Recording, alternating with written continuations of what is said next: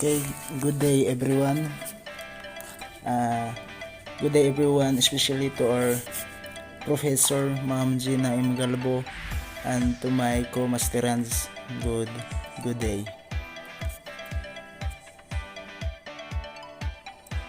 Okay, before I start my discussion on my topic today, I would like to introduce myself. I'm Vincent C. Romero from Anuling, Candehe, Bohol. I graduated lastly in the last school year 2022-2023. So now I start my topic. My topic is all about God legal mandates. God legal mandates. Okay, let's go now to learning objectives. Okay, first is understand what are God legal mandates, and the second one or the last learning objectives is know the purpose and importance of God legal mandates as an individual in our society. So okay, una may uban is nangutana if what is God stands for. Okay, the first letter is letter G. The first letter is G, so it is G stands for gender. The second one is A is and lastly is D. D stands for development.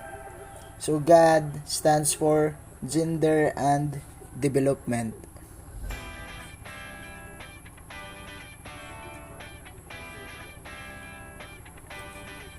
Okay, what are God legal mandates or God policies?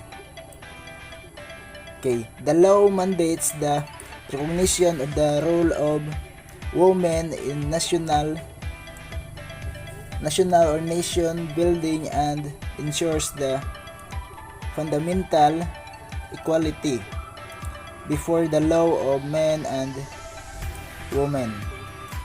The law also provides the women's rights. Okay, I will retry it.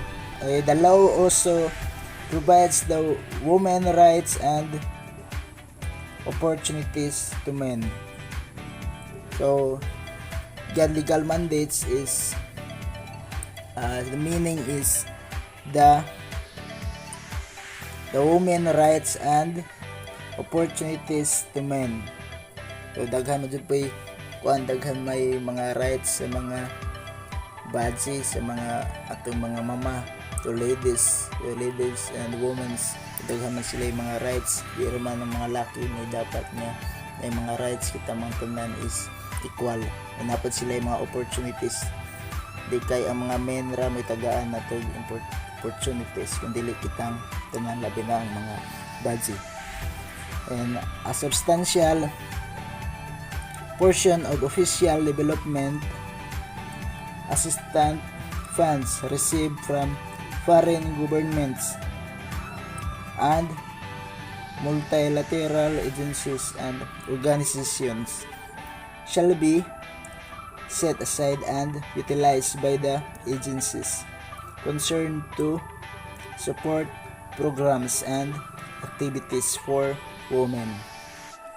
All government departments shall ensure that women benefit equally and participate directly in the development programs and projects of said department, specifically those funded under official foreign development assistance, to ensure the full participation and involvement of women in the development process. And all government departments and agencies shall review and revise all their regulations circulars, review and revise older regulations, circulars, issuances and procedures to remove gender bias therein. So nagkuan po dani nga dapat nga equal ang atong pag-treat sa matag women's. So sa mga sigaran dani is mga inahan. So labi na itong mga tiguang ng mga women's.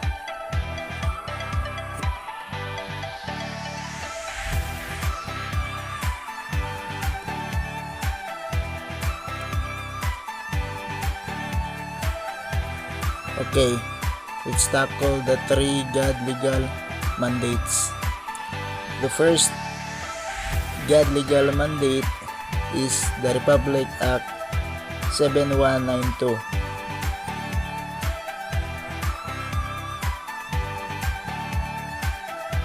Okay, the Republic Act 7192, an act promoting the integration of women as full and equal partners of men in development and nation building and for other purposes.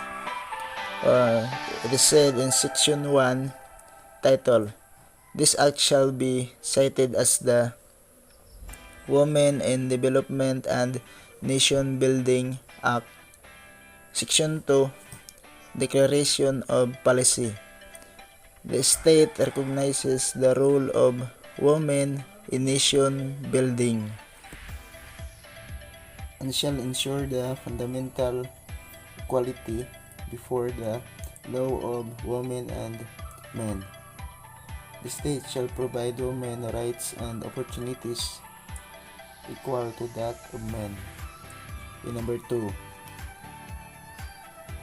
General Appropriations Act of 1995, Republic Act number 7845.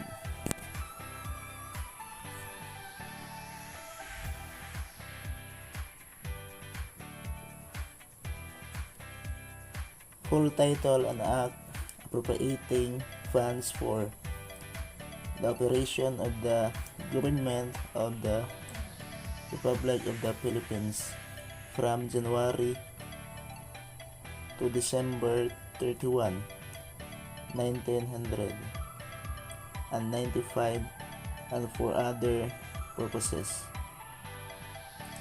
The 1995 General Appropriations Act GAA was passed into law with a general provision in the GAD.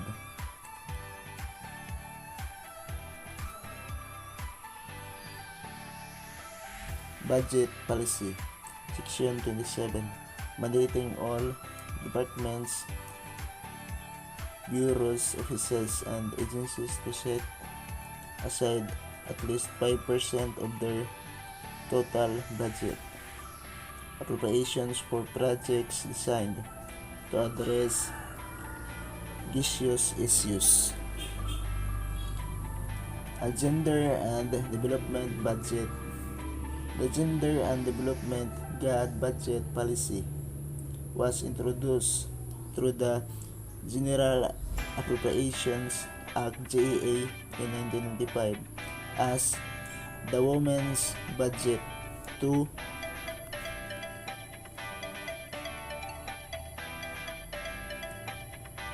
support with actual resources the implementation of programs and projects on the ground, focus on gender advocacy and commitment to women's empowerment.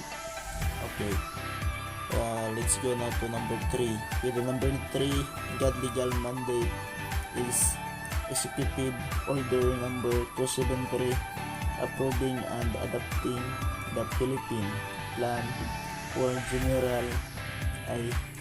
Gender Responsive Development 1985 to 2025.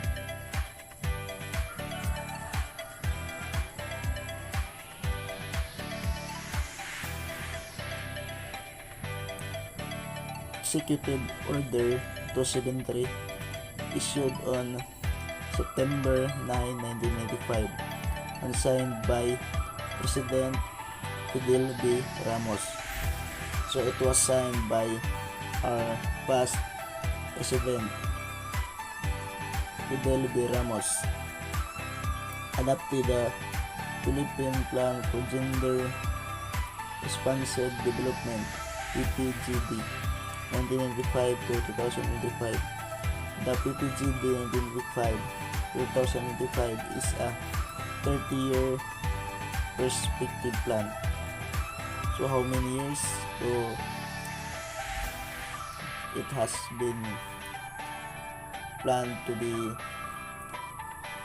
in 30-year perspective plan that outlines the policies, strategies, programs, and projects that the government must adapt to enable women to participate in and benefit from national development, while EO 273 directs all government agencies, departments, bureaus, offices, and instrumentalities, including government-owned and controlled corporations at the national level, subnational and local levels.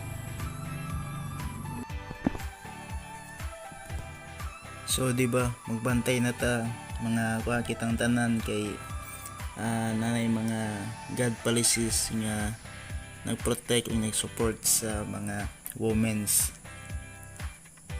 So gitagaan sila kuan opportunities nga maka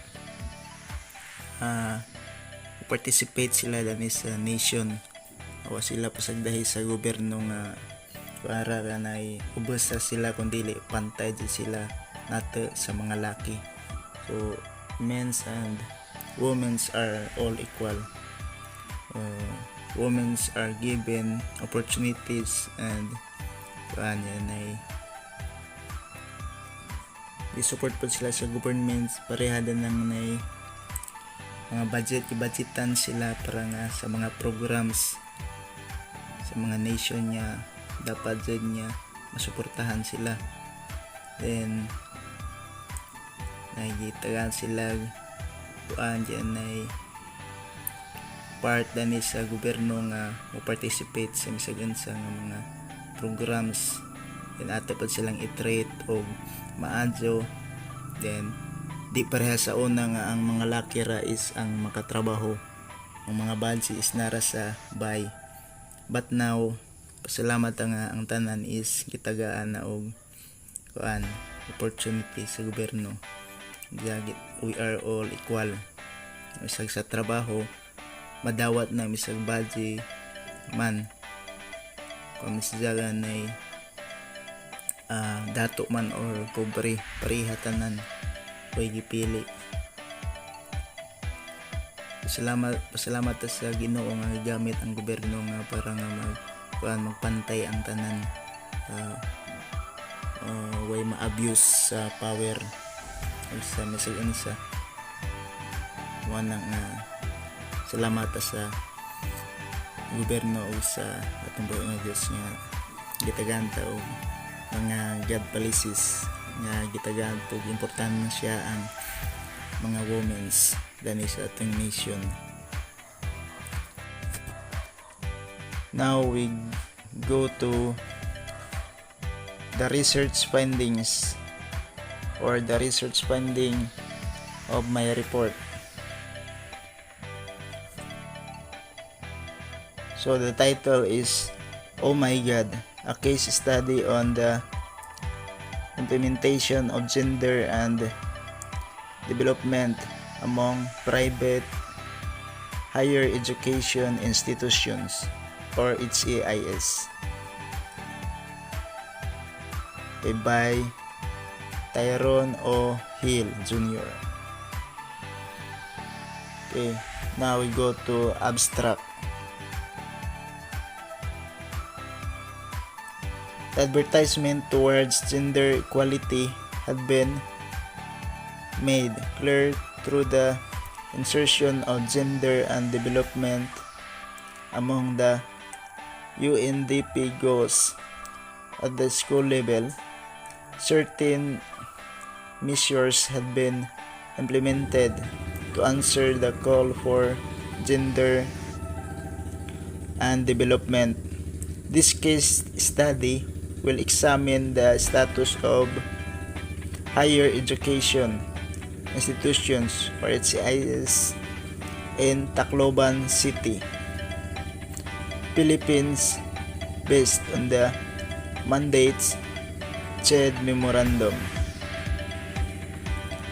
Okay, number 1 is 2015 on the implementation of GAD among higher learning institutions with GAD with GAD focal persons as the primary participants. Exhaustive data was gathered and analyzed. GAD programs, activities, and projects, program planning, implementation, and evaluation, problems encountered in the implementation, differing school policies were the emerging themes from the data. Okay, the study concluded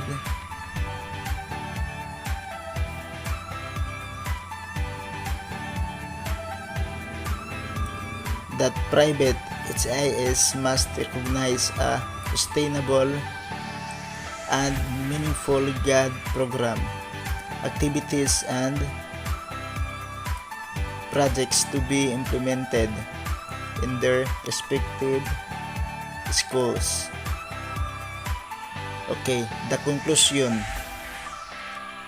Based on the study's findings, the following are drawn conclusions.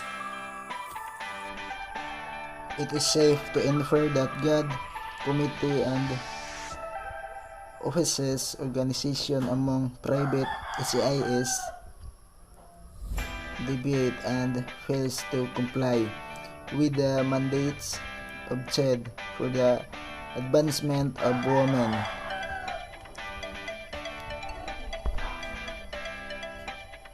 empowerment, and gender equality, specifically in the provisions for budget allocation, program interventions, and GAD office function. However, private HIS are to be recognized for the integration of GAD related programs and other related mechanisms in their school culture and policies and annual academic and non-academic activities.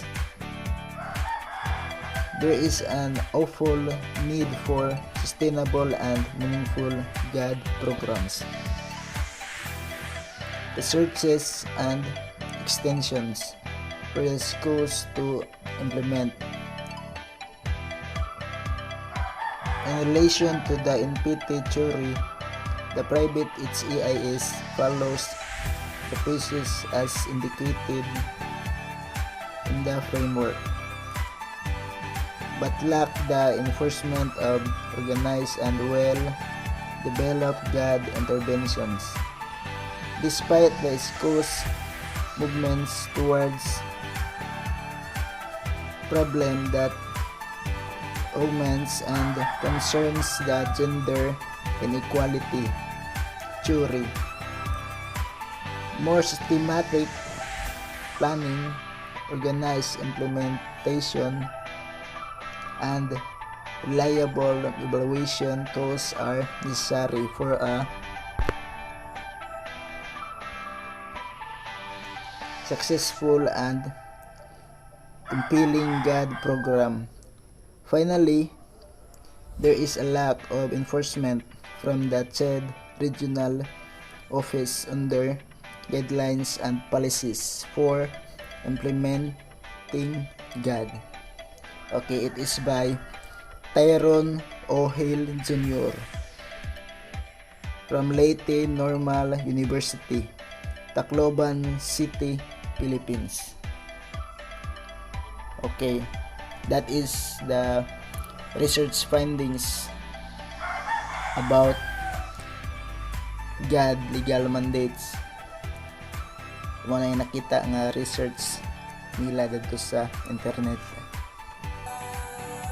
As a summary of my report about GAD legal mandates, the Magna Carta of Women Republic Act number 9710 defines Gender and Development Program GAD as the development perspective and process that is participatory and empowering, equitable, sustainable, free from violence, respectful of human rights, supportive of self-determination, and actualization of human potentials. Then most of the people have some questions about what are the legal mandates of GAD, and the answer is the state shall protect working women by providing safe and healthful working conditions, taking into account their maternal functions, and such facilities and opportunities that will enhance their welfare and enable them to realize their full potential in the service of the nation. Okay, that's all about my report. That's all, thank you. And here's my references of my report about GAD legal mandates.